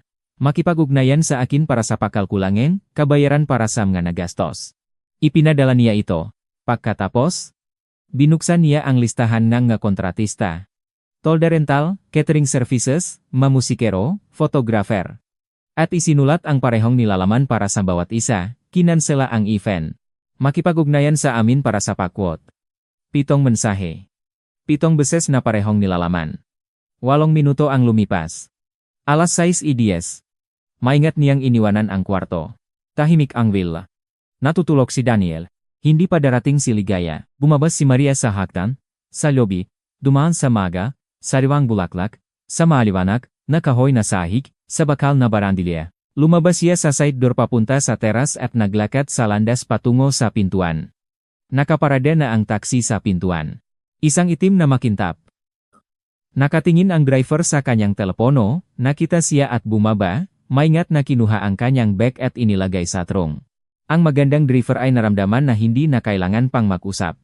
Umakyat si Maria sa likurang upuan. Gumalaw ang sasakyan. Hindi siya lumingon sa fila. Hindi. Lumingon siya ng isang beses. Nang lumipas ang sasakyan sa sangandaan sa hilagang daan, sulyap siya sa landas na makikilala sa pagitan ng puno na humahantong sa loob ng kagubatan. 5 kilometro. Ranger Station numero 7. Pagkatapos ay lumingon siya, at tumingin pasulong. Alas 8 ang umaga, nasa himpilan na siya ang pulis ang distrito. Ang pulis na may tungkulin, isang gitnang gulang na lalaki na mukhang pagod, ay tinanggap siya ng mahinahon. Malinaw niyang ipinaliwanag, nang walang sobrang salita, ang nangyari, kailan, saan at kung anong batayan ang dahilan upang maniwala na sinasadya ito. Ibinigay niya ang address ng service center, ang panggalan ng may-ari at ang petsa ng serbisyo. Nagsusulat ang pulis, pagkatapos ay tumanghal. Naintindihan mo ba ang seryosidad ng krimeng ito? Naintindihan ko ang seryosidad ng pagputol ng 2 katlongang brake oil pipe, mahinahon na sinabi ni Maria. Iyan ang dahilan kung bakit nandito ako. Tumango siya at nagpatuloy sa pagsusulat. Nang umalis siya sa himpilan, makalawang oras na ang nakalipas. Mataas na ang araw. Mainit na umaga. Halos parang tak-araw na. Kinuha niya ang telepono. Walang miss call mula kay Daniel. Hindi pa siya nagising, o nagising na at nakita lamang ang walang tao na kwarto. Nagtaksi si Maria patungong Maynila, nagpadala ng email sa manager ng kumpanya na nagpapabatid ng pagkuha ng 1 linggong bakasyon sariling bayad. Pagkatapos ay sinukli ang telepono sa bag at nahintay ang sasakyan. Iyan lang, susunod na hakbang. Maynila. Ang sarili niyang condominium, ang sarili niyang buhay, isang buhay na kailangang muling itayo mula sa kasalukuyang posisyon. Hindi ang taksi na naghintay siya kahapon. Dumating ang taksi pagkatapos ng 4 na minuto. Tinanggap ng Maynila si Maria sa traffic. Pumasok ang taksi sa lungsod ng mga alas 10 na umaga, eksaktong nang halos hindi makagalaw ang sentro ng lungsod, at tahimik na lumingon ang driver sa mga maliliit na kalye nang hindi humihinging pahintulot. Naupo si Maria sa likurang upuan at tumingin sa labas ng bintana sa mapamilyar na kalye, makalyeng nilalakat niya araw-araw, makalyeng kabisado niya. Lahat ay naroon. Ang cafe sa kanto ngayala, ang tindahan ng libro na laging bukas ang pinto, ang matandang gusali na may maornamentong bato sa pasukan. Lahat ay naroon pa, siya lang ang iba. Hindi sa masamang paraan, iba lang. Tulad ng kapag nawala kang kaunting panahon at bumalik na may pakiramdam na ang isang bagay sa loop mo ay naisaayos. Hindi nasira, kundi naisaayos sa mas angkop na lugar. Huminto ang taksi sa harap ng kanyang condo building ng alas 10:30. Umakyat siya sa unit, inilagay ang bag sa tabi ang pinto, pumunta sa kusina, nag-on ng electric kettle at binuksan ang bintana. Ang hangin ng mayo ay agad pumasok sa unit, bahagyang amoy mainit na aspalto at, sa isang lugar sa malayo, amoy ng kamantigua. Nakatayo si Maria sa bintana hanggang kumulo ang tubig. Ang unang tawag na inaasahan niya, ay dumating ng eksakto alas 11. Daniel. Sinagot niya ito. Maria. Kalmado ang boses niya. Masyadong kalmado, ang espesyal na kalmado. Nasa likod nito ay maririnig ang isang pagsisikap na pigilin ang sarili. Umalis ka na ba? Umalis na, kumpirmasyon niya. Nang walang salita. Nang walang paliwanag. Makikita mo ang paliwanag sa photo folder mo, Daniel. Folder ng Mayo 2. Mahabang pahinto. Hindi niya ito pinunan. Maria. Sa wakas ay nagsalita siya, nagbago ang tono. Naging mas malambot ito, halos nagmamakaawa, na may kaunting bagay na sa iba ay maaring tawaging pagsisi. Pakinggan mo, mahirap ipaliwanag ito sa isang tawak lamang. Hindi ito tulad ng iniisip mo. 18 litrato, sabi niya ng kalmado. Ang iyong silitulugan. Ang una na may dini na aking personal na pinili sa tindahan sa Quezon Avenue. Kahapon. Ganun din ang aking inisip. Muli ay naginto. Hindi mo ako pagbibigyan ng pagkakataon na magpaliwanag? Hindi, sabi ni Maria. Hindi dahil hindi ako marunong makinig, kundi dahil wala namang may paliliwanag. Sapat na ang nakita ko, walang kasal. Natawagan na ang lahat ng kontratista. Lahat ng kontratista. Tila hindi niya ito inaasahan. Naging matalim ang kanyang boses. Nandun ka na ba mula pa noong umaga? Maingat ako. Daniel, alam mo iyon. Maria, sandali. Kailangan nating makita. Seryosong pag-usap, hindi sa telepono. Hindi na tayo kailangang makita. Sinabi niya ito ng walang galit o panginginig. Simpleng katotohanan, tulad ng isang konklusyon ng arkitektura. Ang istruktura ay hindi makatatagal sa pabigat. Sarado na ang proyekto. Mayroon tayong mga karaniwang ari-arian. Hindi. Hiwalay ang aming tirahan. Sa legal na paraan, napakasimple. Kung mayroon kang maopisyal na katanungan sa pamamagitan ng abogado, seryoso ka ba? Siyempre naman. Narinig niya siyang huminga, hindi ayon sa pagpapasakop, kundi isang maikling, nagagalit na pahinga na nagpapabatid ng ibang pag-usap. Isang pag-usap kung saan ang tao ay humihinto sa pagtatanong at nagsisimulang magsalita sa ibang paraan. Para pala ikaw din, sabi niya. 8 taon tayong nakakilala, 3 taon nating kasama, at ganito ka ngayon mag-usap sa telepono. 3 taon, inulit ni Maria, sa panahong iyon mayroon ka pa ring oras para sa pinakamalapit na kaibigan ko kaagahan ng aming kasal. Hindi siya nag-ingay sa kanyang silit. Hindi ko pinili ang paraan ng pag-usap na ito, Daniel.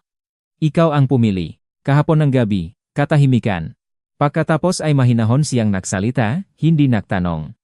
Magsisi ka ba sa desisyong ito? Nakisip si Maria sandali. Maaring banta iyon. Maari ding basta salita lamang ito ng isang lalaking nasaktan.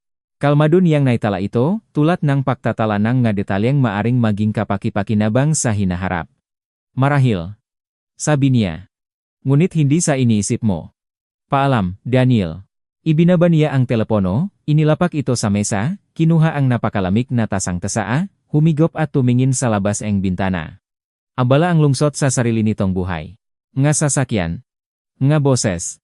Isang kalapati na nakapatong sa kabilang windowsill sa kabilang daan. Nahintay siya ng pangalawang tawag. Dumating ito pagkatapos ng 40 minuto. Alas 1:45. Si Carla. Natitiyak ni Maria ang screen habang nagfi-vibrate ang telepono. 4 na ring. Pagkatapos ay sinagot niya ito. Anya.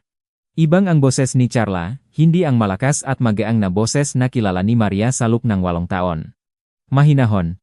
Maiting. Tinawagan ako ni Daniel. Akala ko ganun. Anya, pakinggan mo, Carla. Sabi ni Maria.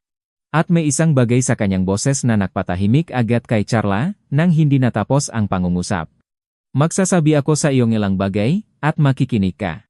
Sige. Katahimikan. Sige, sabi ni Carla ng mahinahon. Ang una. Nakita ko na ang litrato. Lahat ng 18. Alam mo ba kung alin?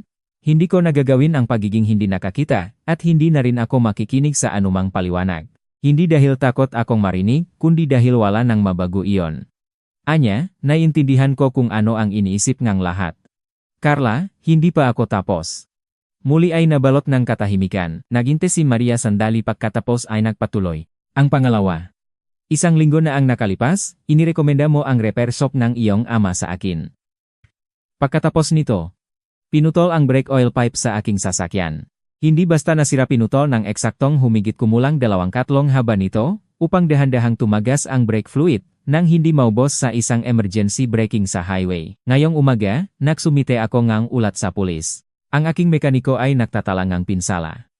Ang dulongang linya ay ganun ang katahimikan na halos marinig ni Maria ang mabilis at hindi pantay na pahinga ng isang tao. Anya. Ako si Anya, wala akong alam tungkol sa kotse. Sumusumpa ako na wala akong alam. Nanganip ang boses ni Carla. Tatay, hindi ko alam kung ano ang ginawa niya. Hindi ko siya kinausap na gawin iyon. Marahil, sabi ni Maria. Ang investigasyon ang magliliwanag sa lahat. Hindi na ito kasali sa aking pag-alala. Anya. Sandali. Huwag mong ibaba. Alam ko kung ano ang ginawa ko kay Daniel. Kahindik-hindik. Iyan ay pagtataksil. Naintindihan ko, ngunit ang sa kotse ay hindi ko kasalanan. Hindi ko kailangang gagawin iyan, Carla. Sinabi ni Maria ito ng mahinahon, ngunit may isang katiyakang imposibleng hindi marinig. Naniniwala akong hindi mo gustong patayin ako. Hindi na ako naniniwala sa maraming iba pang bagay. At hindi ko alam kung paano pagsamahin ang dalawang katotohanan ito at mahanap ang solusyon. Paumanhin. Anya. Hinihingi kong huwag mo na akong tawagan o sumulat. Kailangan kong panahon, at hindi iyon panahon. Kailangan ko lamang na lumayo ka sa buhay ko. Ito ang aking desisyon. Hindi ko ito babaguhin. Umiyak si Carla. Malinaw itong narinig ni Maria, hindi nagiyak ng malakas, kundi isang mahinahon, malungkot na pahinga na higit pa ang kalungkutan kaysa sa malakas na iyak. Umihing ako ni Sempaumaning, sabi ni Carla. Alos hindi na maririnig. Narinig ko, sabi ni Maria. Ngunit hindi yun nagibabago ni Seno manggibagay. Paalam. Carla. Ibinaba niya ang telepono, pagkatapos ay nanatili sa mesang kusina ng matagal, siguro 1 oras, marahil higit pa. Uminom siyang malamig na tsaa at tumingin sa labas ng bintana. Hindi niya inisip si Daniel o si Carla.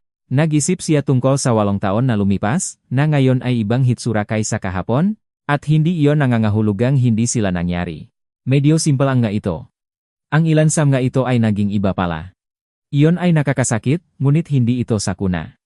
Inilagay ni Maria ang tasa sa lababo, binuksan ang laptop at nagsimulang magtrabaho. May isang proyektong hindi pa tapos na naghihintay sa kanya na baguhin mula Martes. Mayos ang pagtatrabaho.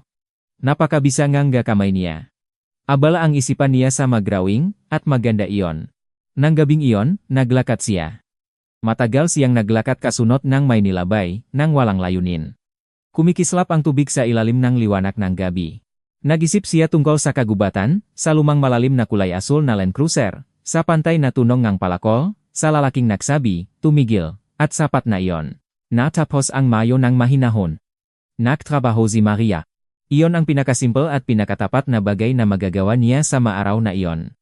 Pumunta sa opisina, umupo sa mesa, buksan ang proyekto at gawin ang nga ito ng mabuti. Ang kanyang trabaho ay hindi nangangailangan ng anumang espesyal na bagay, atensyon at katumpakan lang. Ibinuhos niya ang kanyang buong sarili sa dalawang iyon, na mahahanap lamang ng tao kapag wala na silang ibang lugar na pagsugalin ng lakas. Napansin ngang kanyang nakasamahan na ang kasal ay hindi naganap. Sa si Alina, isang kasamahan sa katabing mesa, ay tahimik na naglagay nga. Tasang kape sa tabi ng laptop ni Maria at nagsabi, sabihin mo lang. Kung may kailangan ka, nandito ako. Tumango si Maria. Sapat na iyon. 2 beses pa tumawag si Daniel sa unang linggo. Hindi siya suminagot sa 2 beses. Pagkatapos, tumigil ang natawag. Sa pamamagitan ng kanyang abogado, nagpadala siya ng maikling, formal at tuyo na liham na nagsasabing wala siyang anumang pag-ari. Ibinigay ni Maria ang liham sa kanyang abogado at nalimutan na. Ang pagsisiyasat ng pulis ay naging mas mahirap at mas matagal. Ang isang mekaniko mula sa service center sa Makati niya ay nagsulat ng ulat, ang hiwa sa brake pipe ay ginawa gamit ang cutting tool. Ang kalikasan ng pinsala ay nagtatanggal ng posibilidad ng manufacturing defect o normal na pagod. Ang ulat na ito ay naging batayan para sa pagbubukas ng isang kaso. Ang investigator, isang batang babay na may maningas na gray na mga mata, ay 2 beses na tinawag si Maria para sa pakikipanayam. Una ay huling Mayo, pangalawa ay simulang ng Hunyo. Si Victor Reyes ay tinawag para sa pagtatanong. Ang service technician, ang tamang taong sumulat ng mayos ang lahat sa resibo, ay nakilala at kinuha. Walang ibinigay na anumang detalye ng investigasyon kay Maria. Ganon gumagana ang sistema. Ngunit sa huling pakikita, maikli sinabi ng investigator, malakas ang kaso. Mabuti na hindi ka agad nagpunta rito. Hindi na tumawag o sumulat si Charla, hindi rin nagabot ng mga kahilingan, at hindi na rin napagtanto na wala na siyang masasabi. Kung minsan ay nag-isip si Maria tungkol sa kanya, hindi nang may galit, kundi may isang espesyal na emosyon na walang eksaktong salita sa Filipino. Isang halong pait at pagkalito. Ang 8 taon ay hindi isang panahon na maring burahin ng isang desisyon. Ito ay nananatili sa alaala, ang kulay lamang ay nagbabago, nagiging neutral sa halip na mainit, tulad ng isang lumang litrato na hindi mo itinapon ngunit hindi mo rin ipinapakita sa isang prominenteng lugar. Sa unang 2 linggo, si Maria ay namuhay ayon sa isang schedule. Mahigpit, halos malupit sa sarili niya. Gumising ng alas 6. Naktakbo ng 5 kilometro kasunod, ang baby ang Maynila Bay araw-araw. Kumain ng almusal. Naktrabaho. Magagabi, alinman ay nagtrabaho siya muli, o nagbasang libro, o naglakat ng mahabang ruta ng walang layunin. Umiwas siya sa makapamilyar na restauran nila ni Daniel. Hindi siya sumasali sa makaraniwang kaganapan. Nagtatayo siyang bagong ritmo ng pamumuhay. Sa isang sistematikong paraan, tulad ng pagtatayo ng pundasyon. Sa simula, hindi pa kita ang resulta, ngunit kung wala ang nga ito, wala na siyang mararatnan. Sa 3 linggo, napagtanto niya na naging mas madali ang lahat. Malungkot, ngunit mas komportable. Mahinahon pa rin. Tulad ng pagkatapos ng matagal na sakit, ngunit wala na ang laknat, at iyon lang ay mabuti na. Huling Mayo. Tumawag siya sa kanyang nanay. Bihira silang mag-usap. Ang nanay niya ay nakatira sa Cebu. Sarili siyang naghahanda at masipag. Hindi nagpaliwanag si Maria ng detalyado. Maikli niyang sinabi. Walang kasal. Ayos ako. Huwag mag-alala. Nanahimik ang kanyang nanay sandali pagkatapos ay nagsabi, lagi na akong naniniwala na masyadong matalino ang lalaking iyon para sa kanyang sariling kabutihan. Natawa si Maria sa unang pagkakataon pagkatapos ang maraming linggo, tunay na natawa. Naging kaaya-aya iyon higit sa inaasahan. Nag-isip ba siya tungkol kay Miguel? O, hindi palagi, ngunit nag-iisip siya. Kakaibang pakiramdam iyon, hindi komportable, dahil wala namang isipin. Alam niya ang kaunti tungkol sa kanya. Ranger Station numero 7. 5 kilometro mula sa Tagaytay papuntang Hilaga. 4 na taon sa lugar na ito. Bago iyon, Ifugao, isang lumang malalim na kulay asul na Land Cruiser. Isang palakol na natanim sa kahoy. Isang boses na nagsasalita lamang ng kailangan. Nag-isip siya tungkol sa paraan ng kanyang pagsabi, tumigil. At iyon ay pahintulot. Hindi imbitasyon, ni pangakit. Hindi niya kailangang magpaliwanag o magpanggap. Sino ang nakakalam kung sino ang karaniwang tumitigil sa highway, kung sino ang pinasahero sa nakaraang 4 na taon. Unang Sabado ng Hunyo, nagising siya ng alas 6 ng umaga gaya ng karaniwan, tumakbo ng 5 kilometro, umuwi, naligo, at nalaman na nagpasya na siya. Hindi ngayon. Nagumapoy na ito sa lubeng matagal, ngayon lang ito nabuo. Pupunta siya sa Tagaytay. Hindi sa lugar ni Daniel. Hindi na siya babalik doon kailanman. Sa lugar lang iyon. At kung si Miguel ay naron, papunta siya sa kagubatan. At kung hindi siya naron, maglakat-lakat lang sa kagubatan. Ang kagubatan ng Mayo ay naging Hunyo na. Mabuti rin iyon. Kinuha na niya ang kotse mula sa repair center 2 linggo na ang nakalipas na may ganap na nayos na sistema ng preno. Nasuringan 2 beses. Ang biyahe ay 1 oras at kalahati. Sabado. Halos walang sasakyan sa highway. Nagpack si Maria ng maliit na bag ng walang tala.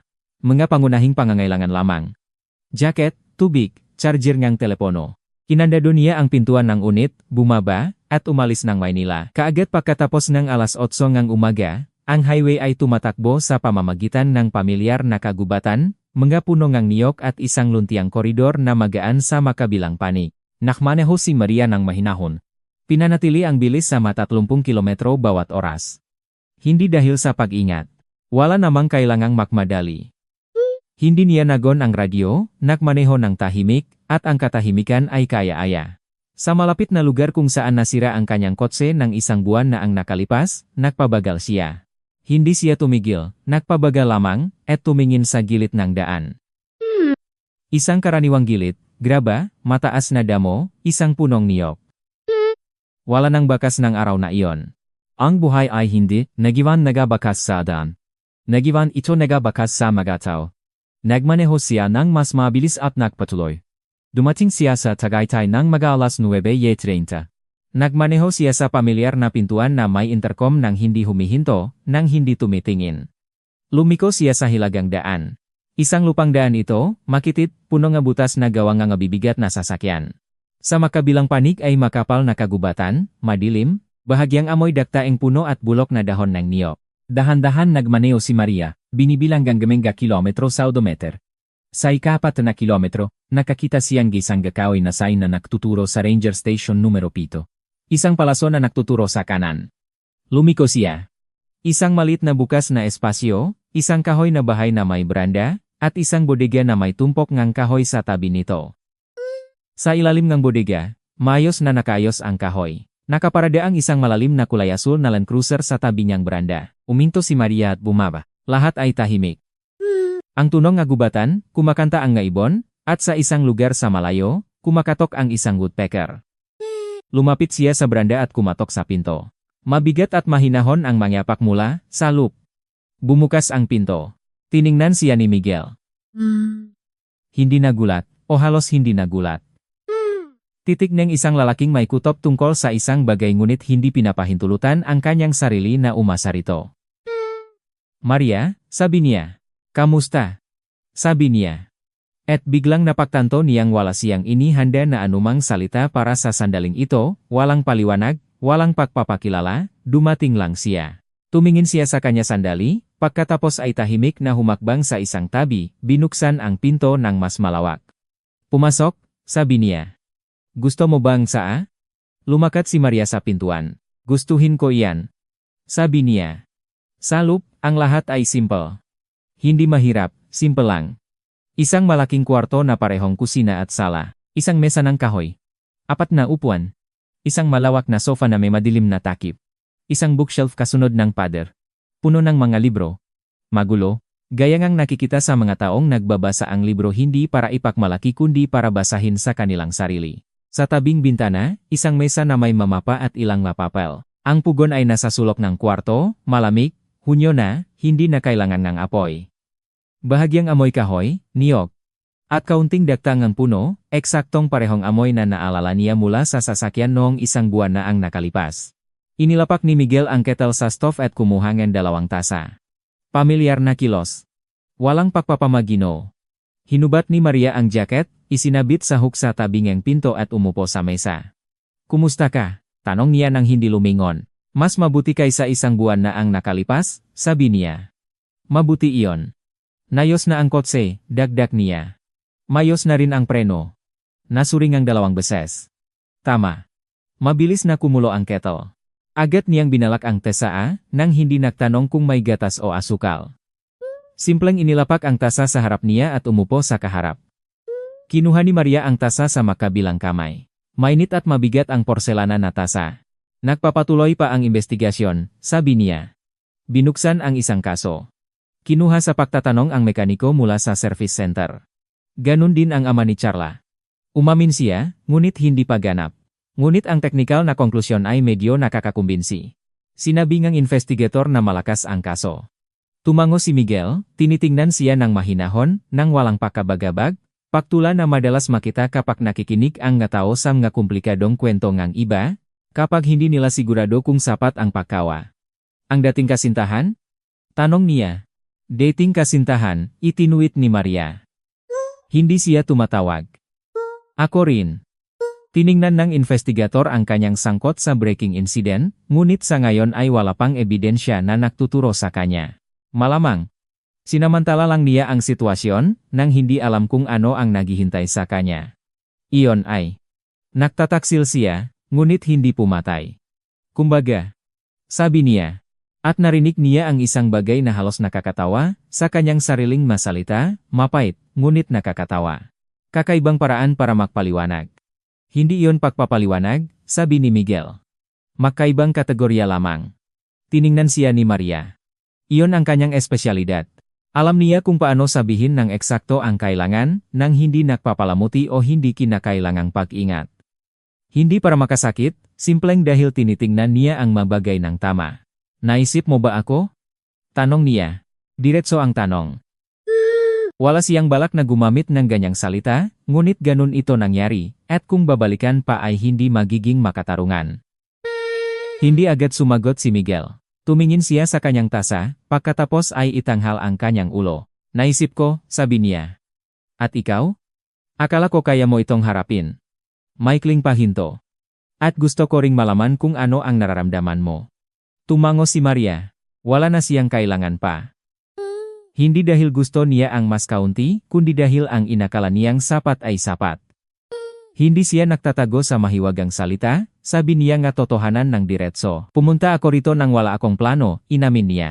Lagi kong alam ang dahilan kung bakit ako pumupunta sa isang lugar. At ngayon ay simpleng napagtanto kung kailangan ko ritong pumunta, at pumunta ako. Ito ang pinakamabuting paraan para gumawang ilang nga desisyon. Hindi tipikal para sa isang arkitekto, ngunit normal para sa isang tao, sabi niya ng simple. Uminom sila ng tea saan ang walang salita. Sa labas ng bintana, tahimik ang kagubatan, tulad ng hunyo, umunlad. Ang madahon ay nakatayo bilang isang, makapal na madilim na berdeng pader. Ang araw ay tumatahak dito sa mapahilik na haligi. At sa lupa ay mapetch ng anino at liwanag na patuloy na nagbabago na makikita lamang sa isang tunay na kagubatan, malayo sa ingay ng lungsod. Tumingin si Maria sa labas ng bintana at naisip na napakalayo ngang lugar na ito sa lahat ng nasanay siya. Ang kanyang kondominium ay mahal, perpektong ayos, may tanawin sa Maynila Bay. Ang villa ni Daniel ay malawak, maringal, maingat na itinayo hanggang sa pinakamaliit na detalye.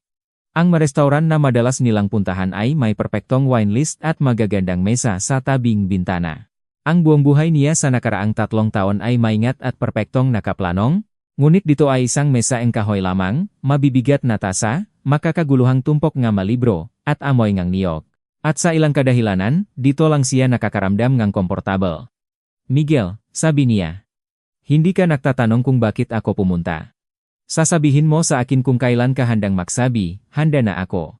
Inilapak niya ang tasa sa mesa at tumingin ng diretso sa kanya. Pumunta ako dahil ginugol ko ang buong buwan sa pagdongran. Donong rasa nangyari sa atin sa sasakyan at sa tabing ng bakot, at sinusubukan kong maunawaan na hindi ko panaranasan ito sa sinuman. Hindi romantikal ang ibang salita, tapat lamang. Tapat ka. At gusto kong malaman kung ito ay aking pakiramdam lamang o hindi. Nakinig si Miguel sa kanya nang hindi nagpaputol. Nang matapos na siyang magsalita, hindi siya agad sumagot, at hindi dahil nag-alangan siya. Alam na niya ito, hindi lang siya nagsasalita hanggang hindi siya nag-isip ng mabuti. Hindi sa iyo lamang, sabi niya sa wakas. Kung gayon gusto kong bumalik dito muli, sabi ni Maria. Kung ayos sa iyo, walang paglipat, walang pagpaplano, dumating lang dito hanggang pareho tayong maunawaan kung ano ang buhay dito. Matagal na tiningnan siya ni Miguel, maingat, may seryosidad na sa iba ay maaring mukhang malamig, ngunit alam na niya kung paano ito makilala. Ayos sa akin. Sabi niya. Tumango si Maria, kinuha ang tasa at humigop pa. Matapang at bahagyang mapait ang tesa, eksaktong uring ang tesa sa isang kahoy na lugar sa kagubatan, at hindi sa isang restauran na may tumpak na menu. Kwentuhan mo ako tungkol sa palakat sa hilaga ng lote, sabi niya. Sinabi mo na may maibon doon tuwing taxibol. Bahagyang nagbago ang mukha ni Miguel, halos hindi ka pansin-pansin, ngunit nakilala niya ito. Mainit na ngayon. Hindi na sila doon, sabi niya.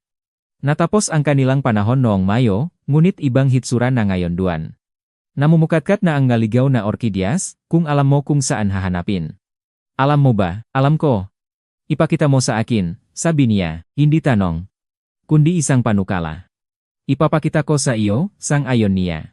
Umalis sila sa kagubatan ng alas 10:30. Naglakad si Miguel nang una sa halos hindi makita na landas, may kumpiyansa, nang walang pag-alangan sa mga sangandaan. Sumunod si Maria, nakikinig sa tunog ng kagubatan, kumakanta ang nga ibon, nagagalaw ang nga dahon, at sa isang lugar sa malayo, kumakatok ang woodpecker. Malambot ang lupaeng kagubatan sa ilalim ng kanyang paa, nababanat at tahimik. Ang maorkidyas ay lumago sa gilid ng mababang lugar ng palakat, maliit, maliwanag na ube, halos hindi makita sa mataas na damo. Kailangang malaman kung saan hahanapin, huminto si Miguel at nagturo. Doon, yumuko si Maria at tiningnan ito. Maingat at tumpak ang pagkakagawa ng bulaklak, tulad ng isang perpektong disenyo na walang labis. Maganda. Bulong niya. Ilang tao ang nakakakita nito rito, sabi ni Miguel. Kailangan mong malaman ang daan. Tumayo si Maria ng tuwid at tumingin sa kanya. Mataas na ang araw, at naging mainit ang kagubatan. Ang espesyal na init ng Hunyo na kagubatan ay tuyo at mabangong halimuyak. Nakatayo siya sa tabi niya, hindi tinitingnan ang orkidea, kundi siya. At nakita niya ito. Babalik ako sa susunod na Sabado, sabi niya. Nandito ako, sagot niya. Simple, nang walang pag-alangan. Tulad ng lagi. Magkasamang naglakad sila pabalik sa kagubatan, magkatabi, walang isa ang nakaliha sa isa pa.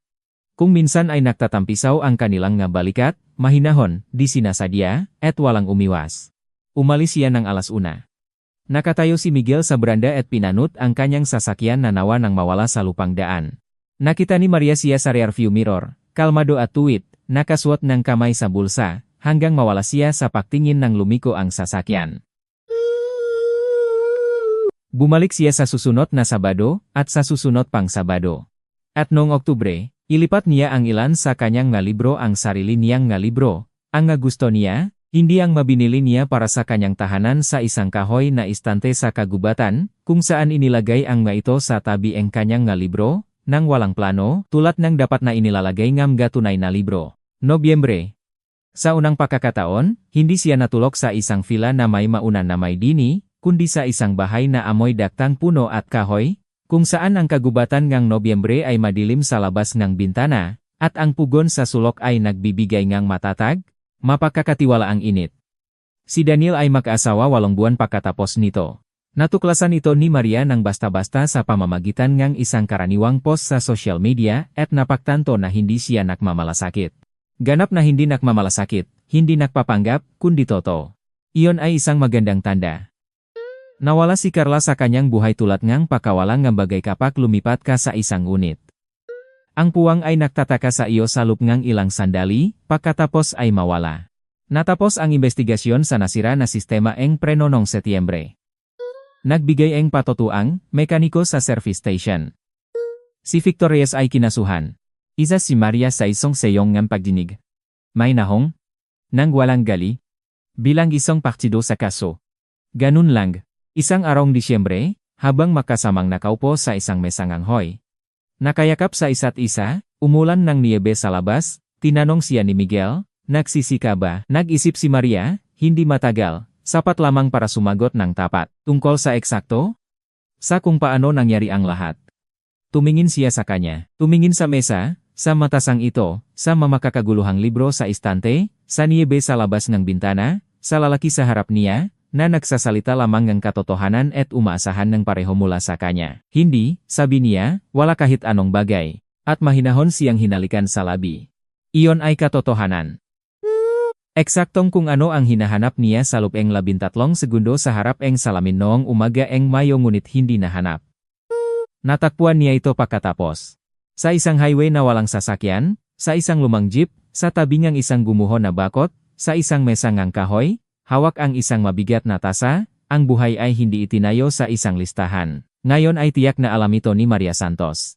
At sa unang pagkakataon pagkatapos ng matagal. Ang kaisipang ito ay hindi siya tinakot, kundi, sa kabaliktaran, ibinigay sa kanya ang nag-isang bagay na kailangan ng isang taong sa wakas ay nahanap ang lugar kung saan siya nabilang, ang kapayapaan.